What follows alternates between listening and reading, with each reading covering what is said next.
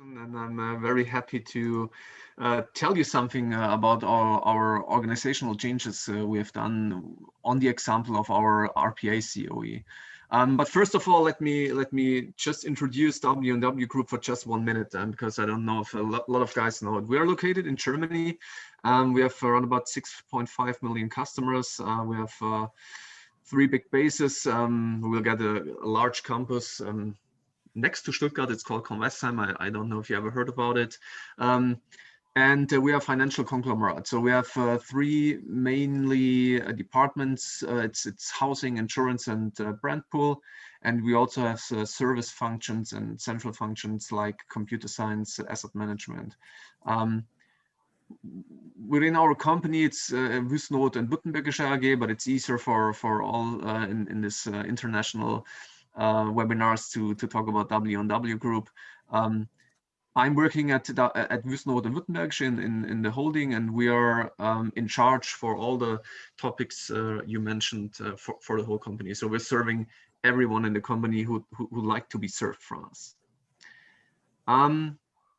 First of all, if you like to do organizational changes, and if you take a look at all the automation needs you have, and all the automation tools and all the automation ideas you have in your company, I guess most of you know that it's very important to have the top management, that the top management supports you. And we started our RPA initiative 2016. And we have been part of our strategic context within the company. It's called W&W Better, moving to a digital future. So we decided to implement RPA within our company to increase the speed, the efficiency, and also the service quality. And if you take a look at process management, these are one of the 3 main points also in process management. So we decided to bring RPA and process management together. We also had a reporting line, a direct reporting line to our top management in the holding. We had quarterly direct reports where we told them, okay, what kind of bots did we implement? How are the bots working with other automation initiatives within the company? What's the quantitative goal, and so on. So what we'd like to say with this slide, for every organizational change or for everything you are starting within your company, it's always good to have the top management behind you. So in 2016, not everyone really noticed RPA, and to be honest, most of the guys within our company even didn't know what RPA is. So we had hard discussions with our IT department. They weren't really aware of, is RPA helping us in the IT? Is RPA killing something we are actually doing within our automating strategy, and so on. So we decided to build our first COE with the IT together. So we had a head of RPA. I've been the head of RPA when I haven't been a manager 4 years ago. We had some division specialists within the RPA COE. We had IT bot developers. We had the IT infrastructure guys. They're one of the guys who are still in our COE now, and we had our process consultants. So mostly all of the colleagues within the COE had their job. And the managers told them, okay, go to the COE. You have, let's do it. Let's say one day a week. You can help the COE to build bots. You can help the guys to automate something, but only within your silo. So we only work within our silo to say, okay, automation for us and for the COE is RPA. It doesn't matter if another tool or another kind of automation is better. So probably we can talk about a BPA automation with Camunda, for example. We also use Camunda within our company. That was one of the problems we early mentioned with the COE. And we also had a big backlog. And if we take a look at the IT bot developers, there have only been 2 guys, no 3 guys. I'm sorry, with 2.8 FTE to build bots for every department who is interested or who was interested in having RPA bots to automate their processes. So our backlog got bigger, bigger, bigger, bigger, and bigger. So we had some, let's call it, views on the first and the second year. So we worked within this construct within the first 2 years. It was okay, but we weren't able to scale up. We weren't able to get speed in our scaling, and then we decided to optimize our organization. That's what I'd like to tell you now. Where are we now? Which steps did we take to get there, and how are also the interactions with all the other automation initiatives within our company?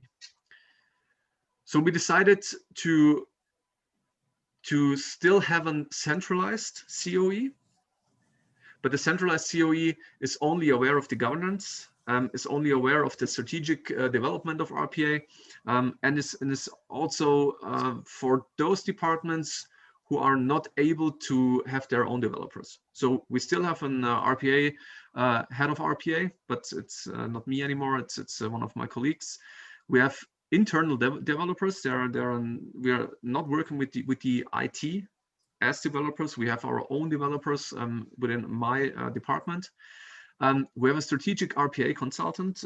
These guys are helping the departments to build the organization when they would like to have RPA developers, when they should be aware of building their bots for their own. And we still, like you've seen the slide before, we have our IT infrastructure. And one of our main goals was not only to move out to the departments and tell them, okay, what's your problem? We can help you to automate something, but we only use RPA. I guess that's not helpful for the whole company, and we have to look at the best for the customer, for the internal customer, and for the best choice of tool and choice of automation for our company. So we are interacting with our BPA specialists, for example, the Camunda guys, Pega guys.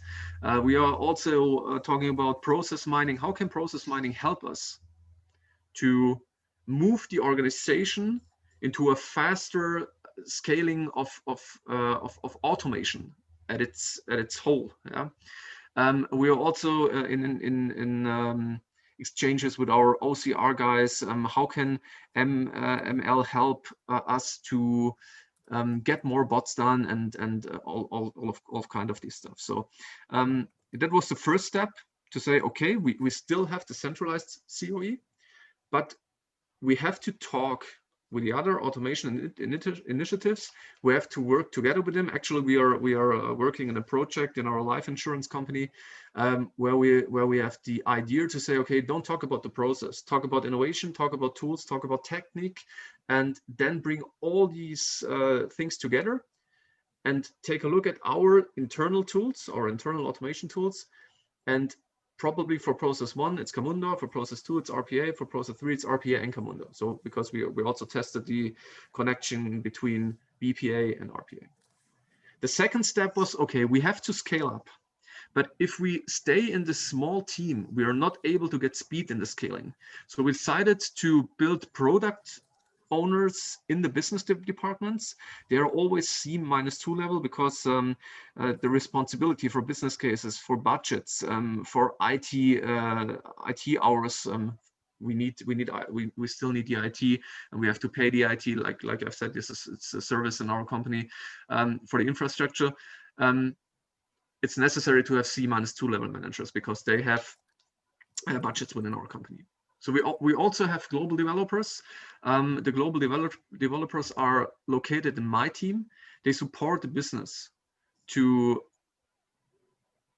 understand how to build bots, to understand how to set up their own organization, to know how we can get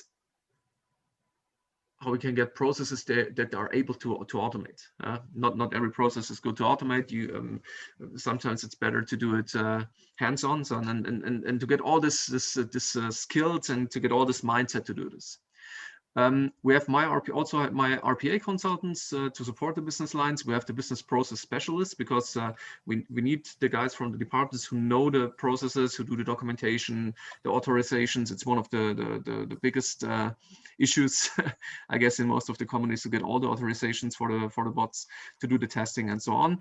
And we have the internal developers within the business units, so that they get trainings from us, or they get trainings from a consulting partner from us, and they are aware, after a few days, they are aware to build easy bots and move on and move on. But it's also necessary, and that's why I go back to the other slide, to have the interaction with these global developers, because they should also be aware of, is RPA the right automation tool, or do we need anything else?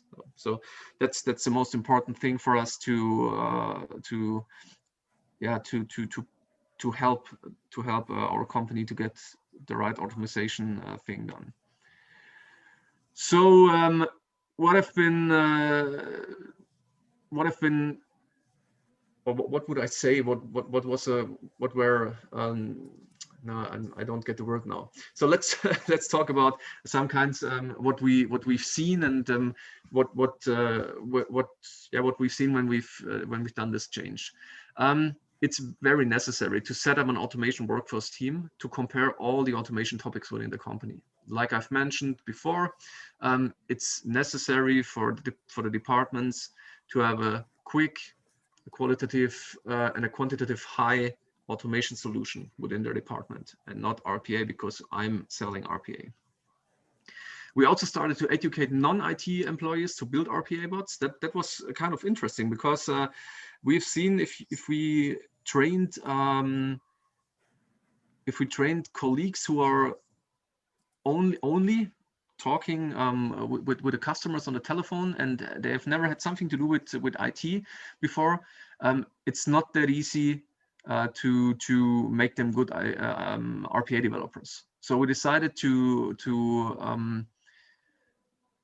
only work together with colleagues who know how to who have a little IT knowledge. So for example, they did a macro before or something like this. That's enough to understand how to build a bot.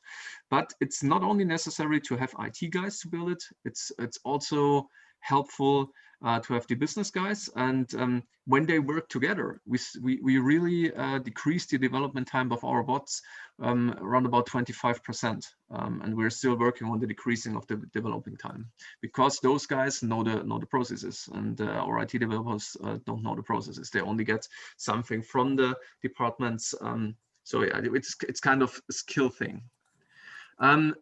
Not to talk about agile too much, we said, okay, we have to empower the people a little bit more, so that they can decide how to do it within our regulatory things we have to look at. And when we started RPA, we always worked with pseudocode, something like you have to click there, and then you have to do this, and then afterwards you have a document around about 150 pages. So we said, no, come on, and go to the specialist, to the process specialist, sit down next to him, take your laptop, go on the virtual client, use your technical bot, and start to build it next to the guy. So we decided to start with a happy path in the process. That was one of the kinds also why we decreased our development time. And we started with a happy path, and afterwards we have to document everything. So because we have a kind of, like, you know, in FI, we have a hard regulatory things to look at. But the first step we do is build the bot, set up the bot, bring the bot in production, and afterwards document. And I think I'm very good in time. What can we say about our organizational transformation? And it was for us it was really a big organizational transformation, because we decided to do everything without IT. We decided to bring IT skills to the departments, and I'm lying if I say everything is done. It's not, but I think we are on a good way. But we think, and we've seen it last year, we can move forward to scale faster and achieve our goals. And that's the main thing we are looking at. Help the people get the skills in the right direction, achieve our goals, and have the right automation tool or the right automation on the right department, on the right process. So I'm sorry for some of my bad grammatical English, but I'm always talking Swabian all the time. Yeah, if you have any questions.